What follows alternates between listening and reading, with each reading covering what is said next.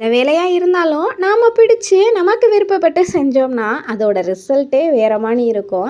என்னடா இந்த டெய்லரிங் வீடியோலலாம் சம்மந்தப்படுத்தி பேசுகிறேன்னு நினைக்காதீங்க. இந்த வேலை தான் இல்லை, எந்த வேலையாக இருந்தாலும் அதோட ரிசல்ட்டு அவ்வளோ சூப்பராக இருக்கும்.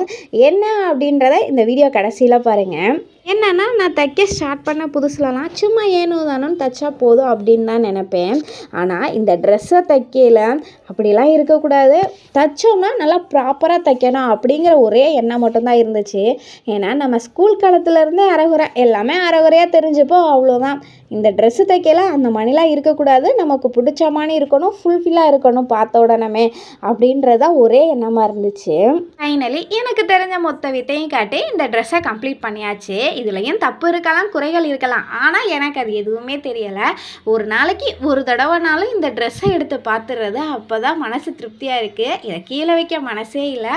இந்த ட்ரெஸ் எப்படி இருக்குது அப்படின்றத கமெண்ட்ஸில் சொல்லுங்கள். அப்புறம் பாய், நெக்ஸ்ட் வீடியோவில் பார்க்கலாம்.